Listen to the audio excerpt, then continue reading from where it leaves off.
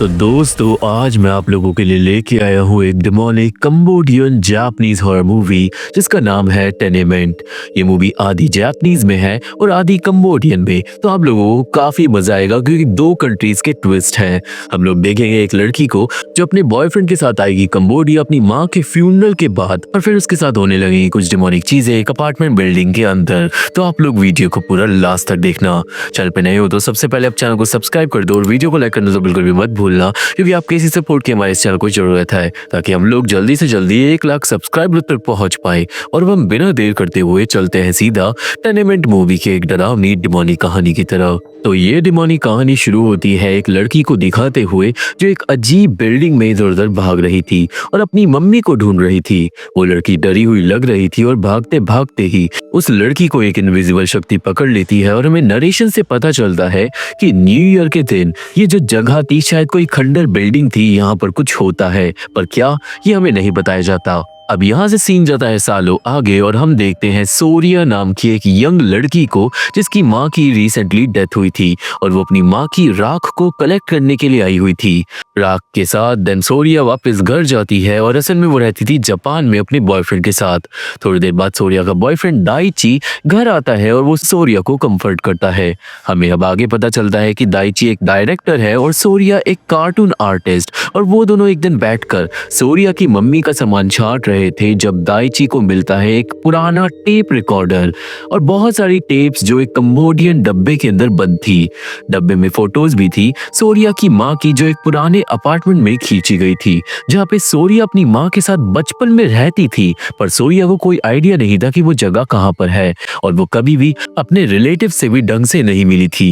ये सब देखकर सोरिया के दिमाग में अपनी माँ की बातें घूमने लगती है और वो पूरी रात सो नहीं पाती, क्योंकि जब वो सोती है तो उसे अपने सपने में दिखाई देती है एक अजीब जगह जो वही अपार्टमेंट बिल्डिंग थी। नेक्स्ट डे सोरिया जाती है ऑफिस, जहाँ पे उसका बॉस मिस्टर होंग आज रिपोर्ट करता है सोरिया की नई मांगा पे। हमें पता चलता है कि सोरिया ने मांगा बनाई है अपने बचपन के एक इंसिडेंट के ऊपर जब वो अपनी माँ के साथ कंबोडिया में रहती थी और वहां पे उसके साथ कुछ अजीब हुआ था। पर मिस्टर होंग के हिसाब से मांगा में कहानी अधूरी है और अगर सोरिया को इस कहानी को फेमस करना है तो उसे अपने बचपन के हादसे के साथ और करीब से जुड़ना होगा। और यहाँ पे हमें पता चलता है कि मूवी की शुरुआत में जो लड़की थी वो सोरिया ही थी जिसे इनविजिबल शक्ति ने पकड़ लिया था। अब वो शाम को सोरिया और दाइची वॉक पे थे, जहां पर दाइची ने पता ऑलरेडी लगा लिया था कि फोटो में जो अपार्टमेंट बिल्डिंग है वो कहाँ पे है, और वो सोरिया को बोलता है कि अगर वो दोनों अपार्टमेंट में जाए तो शायद सोरिया को वहां पे अपने कुछ रिश्तेदार मिल जाए और शायद सोरिया अपनी मांगा को और अच्छे से लिख सके।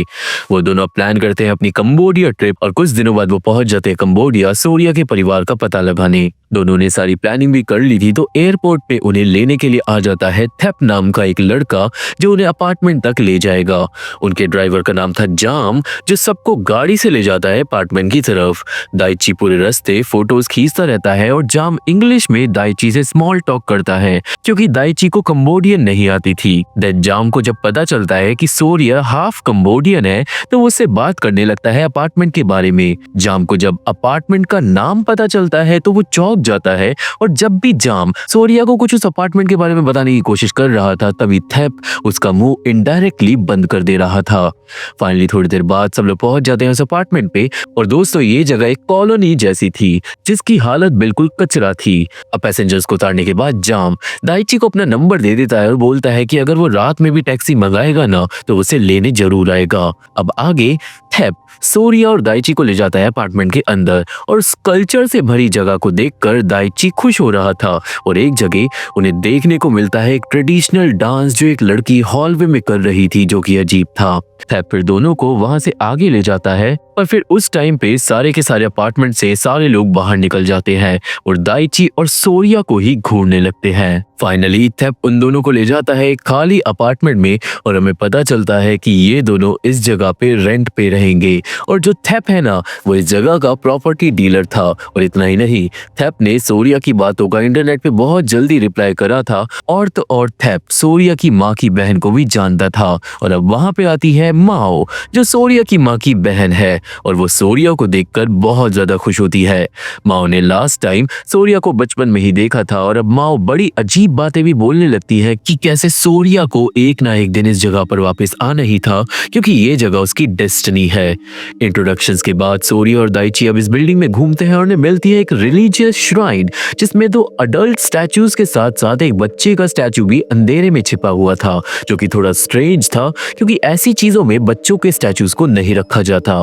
देन उस शाम को सूर्या और दाइची माओ के घर जाते हैं डिनर पे और माओ की बेटी से भी मिलते हैं जिसका नाम है एलिस, और माओ के पति का नाम था निमोल। खाने पे सब लोग बॉन्ड करते हैं और खाने के बाद एलिस और सूर्या एक साथ खेलते हैं, पर थोड़ी देर बाद माओ आकर सूर्या और दाइची को अपने साथ ले जाती है किसी और से मिलवाने के लिए।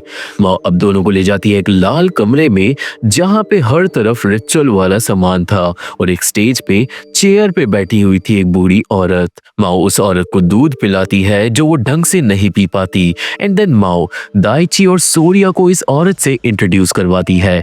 औरत दोनों को देखकर क्रीपी तरीके से हंसती है और हमें पता चलता है कि ये औरत इस कम्युनिटी के लिए बहुत ज्यादा इंपॉर्टेंट है, पर क्यों ये हमें बताया नहीं जाता, और इसका नाम था सारीन। ये एक्सपीरियंस बहुत अजीब था, पर दिन वापस जाते वक्त सूर्या और दाइची इस बात को हंसकर टाल देते हैं। दोनों दिन घर में जाकर आराम से सो जाते हैं और फिर रात को अपार्टमेंट में होती है हलचल और बहुत सारे लोग अगरबत्तियां लेकर हॉलवे में घूमने लगते हैं। हमें एक रिचुअल के सीन के फ्लैशेस को भी दिखाया जाता है जिसमें बहुत सारा खून था। वो इंसान का था या जानवर का ये हमें समझ नहीं आता, पर यह बात तय थी कि ये बिल्डिंग वाले बहुत डिमोनिक काम कर रहे हैं। अब अगले दिन दाइची और सूर्या के साथ एलिस खेलने के लिए आती है, पर जब दाइची फोटोज खींचने में बिजी था तो सूर्या को एक बंद कमरे में से आवाज आने लगती है जबकि वहां पे कोई नहीं था। देन एलिस दोनों लोगों को पूरी बिल्डिंग घुमाती है जो मोस्टली खंडर थी, और एक जगह पर उन्हें एक छोटा सा कमरा छत पे पोजीशन्ड मिलता है जिसके अंदर जाने का रास्ता बहुत ऊपर था। ये कमरा शायद पनिशमेंट के लिए यूज किया जाता था पास्ट में, और सूर्या इन्हीं चीजों को ऑब्जर्व कर रही थी अपनी कहानी के लिए जब एलिस गायब हो जाती है। दाइची और सूर्या घबरा जाते हैं और एलिस को पूरी बिल्डिंग में पागलों की तरह ढूंढने लगते हैं, और एंड में उन्हें एलिस मिलती है ग्राउंड फ्लोर पे। पर आखिर एलिस इतनी जल्दी टॉप फ्लोर से नीचे कैसे पहुंच गई ये हमें भी समझ नहीं आता। खैर अब उस रात को दाइची जब फोटोज को चेक कर रहा था तो एक फोटो में उन्हें दिखाई देती है एक छोटी बच्ची, जो कौन थी उन्हें नहीं पता था और ना ही उन्हें याद था इस बच्ची को फोटो में कैद करना। तभी अचानक ऊपर से शोर आता है और लाइट्स चली जाती है। दोनों लोग बाहर जाकर चेक करते हैं और पूरी बिल्डिंग की लाइट्स गायब हो गई थी और हॉलवेज में गूंज रही थी पायलों की छम छम, क्योंकि दोस्तों एक जगह एक लड़की कर रही थी ट्रेडिशनल डांस जो जल्दी ही डिमोनिक हो जाता है, और वो लड़की उल्टा चलने लगती है। खैर उस रात कपल के साथ कुछ भी नहीं होता एंड द नेक्स्ट डे उन्हें घूमने जाना था 1-2 दिन के लिए किसी और जगह पर सूर्या नहीं जा पाती क्योंकि उसके बॉस का फोन आ जाता है जिसे कहानी चाहिए थी एक ही हफ्ते में, और इसलिए सूर्या दाइची को घूमने के लिए अकेला जबरदस्ती भेज देती है। अब आज रात सूर्या अकेली थी और काम करते करते अपनी माँ की पुरानी टेप सुन रही थी, और एक टेप में सूर्या की माँ अपनी बहन से बात कर रही थी इसी अपार्टमेंट के बारे में और कैसे ये जगह डिमोनिक है, और इसलिए ही बचपन में सूर्या की माँ अपनी बेटी को लेकर जापान चली गई थी। ये बात सुनकर सूर्या जाती है आंटी माओ से मिलने और वो पहुंच जाती है उस रेड रूम के अंदर जहाँ पे आंटी माओ बैठी हुई थी उस औरत के पास, और वो औरत अब चिल्लाती है और उसकी शक्ल हो जाती है डिमोनिक। डर के मारे सूर्या भागकर चली जाती है अपने कमरे में और वो सो जाती है, पर उसे देर रात तक गर्मी लगती रहती है। एंड देन आधी रात के बाद सूर्या के चारों ओर आ जाते हैं बहुत सारे लोग सफेद कपड़ों में जो सूर्या के हाथ पैरों को पकड़ लेते हैं।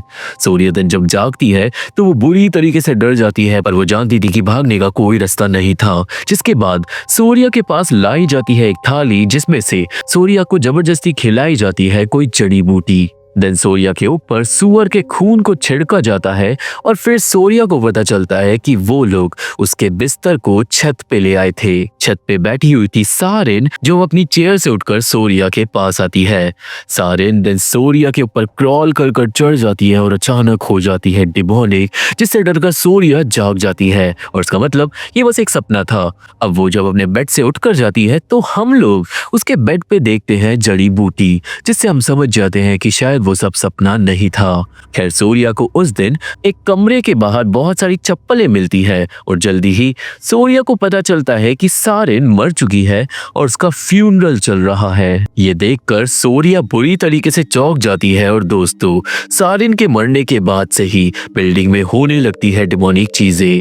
हम देखते हैं उसी छोटी बच्ची को जिससे दाइची ने फोटो में कैद किया था। वो बच्ची इधर उधर घूम रही थी और लोगों से पूछ रही थी कि क्या छुपम छुपाई खेले। वो सबसे पहले जाती है एक छोटे लड़के के पास, पर अगले ही पल वो लड़का मर जाता है। एक आदमी खुद को फांसी लगा लेता है और एक दूसरा आदमी नीचे गिरकर छत से मारा जाता है, वो भी सिर्फ उसी छोटी बच्ची के कारण। इधर उधर लाशें देखकर सूर्या की रूह कांप जाती है कि तभी वहां पे आती है एक औरत और वो सूर्या पे चिल्लाने लगती है कि जो हो रहा है वो सब कुछ सूर्या की माँ की वजह से हो रहा है, क्योंकि सूर्या की माँ ने उन सबको झूठ बोलकर धोखा दिया था। ऑब्वियसली ये बात अभी हमें बिल्कुल समझ नहीं आती, पर सूर्या हो जाती है कंफ्यूज। पूरी की पूरी बिल्डिंग सूर्या को ब्लेम करने लगती है इन मौतों के लिए और इसलिए आंटी माओ सूर्या को ले जाकर उसे बंद कर देती है कमरे में और बाहर निकलने से मना करती है। सूर्या को कुछ भी समझ नहीं आता कि वो क्या करे और इसलिए वो फोन करती है दाइची को, पर वो अभी फोन नहीं उठा रहा था। इसके बाद सूर्या का मेंटल बैलेंस बिगड़ने लगता है क्योंकि अब उसके दिमाग में उसी छोटी बच्ची की आवाज गूंज रही थी और दोस्तों उस छोटी बच्ची की आवाज से हमें लग रहा था कि शायद वो बच्ची अपनी माँ के साथ छिपम छिपाई खेल रही है। तभी अचानक वो बच्ची सूर्या के कमरे में आ जाती है और सूर्या के होश उड़ जाते हैं। खैर इसके बाद सूर्या हो गई थी बेहोश और उसे शाम के टाइम होश में लाता है दाइची, जो घर आ गया था। होश में आते ही सूर्या दाइची से पूछती है कि कमरे में एक छोटी बच्ची आई थी, वो कहाँ गई। दाइची समझाता है कि शायद वो सपना देख रही होगी क्योंकि कमरे में कोई भी बच्ची नहीं थी, जिससे दाइची भी थोड़ा कंफ्यूज था अपनी बीवी की बातें सुनकर। एंड देन वहां पर आती है आंटी माओ सूर्या के लिए एक अजीब सा शेक लेकर। सूर्या को अब अचानक ही यहाँ पे याद आ जाता है कि उस लड़की का नाम है मेटा, पर ये बात उसे याद कैसे आई ये सूर्या खुद नहीं जानती। कहने का मतलब दोस्तों ये सूर्या को नाम बचपन में ही पता होगा, पर ये मेमोरी अचानक उसकी ट्रिगर कर गई और उसे पता चल गया कि इस छोटी लड़की का नाम है मेटा। सूर्या अब मेटा के बारे में माओ से पूछती है और मेटा के नाम सुनते ही माओ खुश हो जाती है, पर वो फिर बोलती है कि उसने ये नाम कभी भी नहीं सुना, जो कि ऑब्वियसली झूठ था। माओ देन सूर्या को पिलाने लगती है वो अजीब सा शेक, जो सूर्या पीने से मना करती है क्योंकि उसे अब इस जगह पे शक हो गया था। मना करने पे भी माओ सूर्या को जोर जबरदस्ती करती है, जैसे दाइची को आ जाता है गुस्सा और वो शेक फैला देता है माओ के ऊपर। माओ इसके बाद गुस्से में वहां से चले जाती है और अब दाइची सूर्या को इस जगह से चलने के लिए बोलता है। हालांकि सूर्या की अभी तबीयत खराब थी और वो नहीं जाना चाहती थी, पर दाइची समझाता है कि शायद आंटी माओ के खाने से ही वो बीमार हुई है। दाइची सारी अजीब बातें इस जगह के बारे में पॉइंट आउट करता है और सूर्या को बोलता है कि उन्हें हॉस्पिटल जाना चाहिए क्योंकि सूर्या का शरीर 2 दिन में ही बहुत पतला हो गया था। दाइची सामान पैक करने लगता है, पर तभी कमरे में आ जाते हैं बिल्डिंग वाले और वो बिना देर करे दाइची और सूर्या दोनों को ही मार के बेहोश कर देते हैं। दोनों के ही हाथ पैर बांध कर उन्हें वहां से ले जाया जाता है और अब उस रात को बिल्डिंग वाले मंत्र पढ़ते पढ़ते हॉलवे में घूमने लगते हैं। सूर्या को then लिटाया जाता है उसी रेड रूम के अंदर, जहां पर उसे होश आता है और आंटी माँ उसके पास बैठकर करने लगती है अजीब बातें। आंटी के हिसाब से सूर्या को अपने माँ की पापों का भुगतान करना होगा, क्योंकि मेटा ने यानी कि उस छोटी लड़की ने सूर्या को अपने लिए चुन लिया है, तो बिल्डिंग वालों को मेटा की बात को मानना ही होगा। और यहाँ पर हमें फाइनली समझ आता है कि मेटा असल में एक डीमन है जो इस बिल्डिंग में रहती है, वो भी उस बच्ची के भेस में। मेटा की बिल्डिंग वाले पूजा करते हैं और इसलिए श्राइन के अंदर बच्चों के स्टैचूज भी थे, और अब डीमन ने सूर्या का शरीर चुन लिया था पोजेस करने के लिए, और इसलिए अब बिल्डिंग वाले कर रहे थे एक रिचुअल ताकि ये काम करा जा सके। और दोस्तों शायद जो सूर्या की माँ थी ना, उसका पाप भी यही था।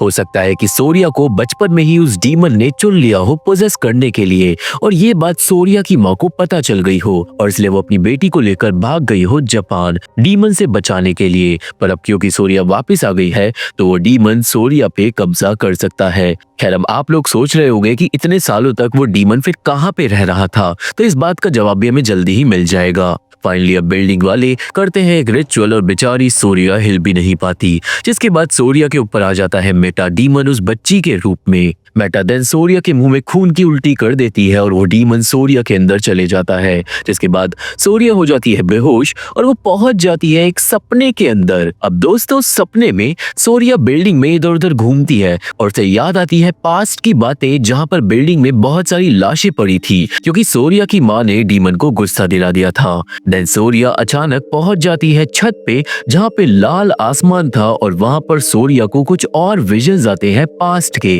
जिसमें वो देखती है उसी छोटी लड़की को जिसकी माँ मरी पड़ी थी। और दोस्तों इसका मतलब वो छोटी लड़की भी एक टाइम पे इंसान ही थी और उस बच्ची की माँ को सबसे पहले इस अपार्टमेंट वालों ने मार डाला ताकि वो माँ अपनी बेटी को ना बचा सके, जिसके बाद बिल्डिंग वालों ने उस लड़की के अंदर मेटा डीमन को भेज दिया। और असल में दोस्तों वो जो छोटी लड़की थी वो और कोई नहीं सारिन थी, जो बड़ी और बूढ़ी हो गई थी। कहने का मतलब इतने सालों से वो डीमन सारिन के शरीर में रह रहा था और वो बिल्डिंग में घूमता था सारिन के बचपन वाले रूप में। देन फिर जब सारिन का शरीर बहुत ज्यादा बूढ़ा हो गया तो वो मारी गई और इसलिए डीमन को सारिन के शहर से निकलना पड़ा, जिसके बाद डीमन ने बिल्डिंग के लोगों को मारना फिर से शुरू कर दिया ताकि ये बिल्डिंग वाले जल्दी से जल्दी उसके लिए नया शरीर ढूंढे। सोरिया अब डर के मारे उस सपने की दुनिया में भागती है और मदद मांगने के लिए चिल्लाने लगती है, पर उसे कोई भी नहीं सुनता। देन अचानक सोरिया खुद को ही देखती है, पर ये दूसरी वाली जो सोरिया थी ना, ये डीमन के वश में थी। अपनी झलक से डरकर सोरिया फिर से भागती है और हर जगह से उसकी मांगा के पेजेस उड़ने लगते हैं। भागते भागते सोरिया अचानक ही बंद हो जाती है एक लाल कमरे के अंदर, जिसकी दीवारें धीरे धीरे बंद होने लगती है। सोरिया की सांसें अटक जाती है और उसे कुछ भी समझ नहीं आता कि वो क्या करे कि तभी सोरिया को रियल दुनिया में दाइची जगा देता है, क्योंकि दाइची ने किसी तरीके से लड़ाई कर सोरिया को बचा लिया था। अब दोस्तों अभी ये जो सपना था ना, इस सपने के अंदर सोरिया उस डीमन से जंग लड़ रही थी और अगर डीमन सपने में सोरिया को मार डालता तो रियल वर्ल्ड में सोरिया के शरीर में डीमन जाग जाता। खैर अब दाइची सोरिया को लेकर भागता है, पर सोरिया अभी भी बहुत ज्यादा कंफ्यूज थी। सारे बिल्डिंग वाले अब ऑब्वियसली सोरिया को ही ढूंढ रहे थे और अब दाइची और सोरिया बिल्डिंग वालों से छिपते फिरते हैं। रास्ते में दोनों लोगों को ऑलमोस्ट टकरा जाती है आंटी माओ, पर तुरंत दाइची उठा लेता है एक लोहे का डंडा और सोरिया उस डंडे को लेकर छिप जाती है और जैसे ही आंटी माओ उनके पास आती है वो उसे उस डंडे से खिंचाकर मारती है, पर फिर उसके होश उड़ जाते हैं क्योंकि सोरिया ने माओ की जगह मार डाला था उसकी बेटी एलिस को। खैर जो हुआ वो हुआ और अब दाइची सोरिया को लेकर भागता है और माओ अपनी बेटी की लाश के ऊपर फूट फूट कर रोने लगती है। दाइची सोरिया को लेकर देन सक्सेसफुली बिल्डिंग के बाहर निकल जाता है, जहां पे ऑलरेडी जाम खड़ा था अपनी टैक्सी लेकर। दोनों लोग गाड़ी में बैठते हैं, पर सोरिया को दिखाई देता है वो डीमन जो अपार्टमेंट से उसे ही घूर रहा था। और दोस्तों दाइची ये नहीं जानता था कि सोरिया के अंदर ऑलरेडी उस डीमन को ट्रांसफर कर दिया गया है। दाइची और सोरिया फाइनली उस डिमोनिक जगह से बचकर निकल जाते हैं और वापस चले जाते हैं जापान, जहां पर सोरिया अब अपनी मंगा को खत्म कर कुछ दिन बाद उसे पब्लिश कर देती है। बट इन दी एंड हम लोग देखते हैं दाइची को जो सोरिया के लिए लेकर आता है दूध। और अगर आपको याद हो तो आंटी माओ ने सारिन को भी दूध पिलाया था, यानी कि उस डीमन को दूध पीना पसंद है, जिससे ये कंफर्म हो जाता है कि डीमन अब सोरिया के शरीर में है और उसने शायद दाइची को भी अपने वश में कर रखा है। मूवी के लास्ट सीन में अब हम लोग देखते हैं कि वो डीमन दाइची और सोरिया को वापस कंबोडिया ले गया था और दाइची को देन बंद कर दिया था उस पनिशमेंट वाले रूम में, जिसे हमें मूवी की स्टार्टिंग में दिखाया गया था।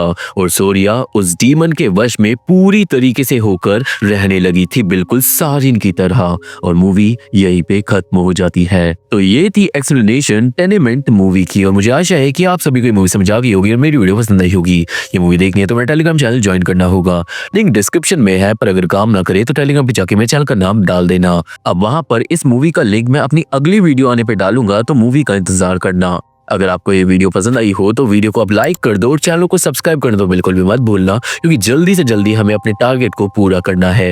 मेरे फेसबुक पेज का लिंक और बाकी सोशल मीडिया लिंक भी डिस्क्रिप्शन बॉक्स में मिल जाएंगे, तो वहां पे भी आप फॉलो कर सकते हो। और अब मैं आप लोगों से मिलता हूँ अपनी अगली वीडियो में, तब तक के लिए थैंक यू, बाय बाय।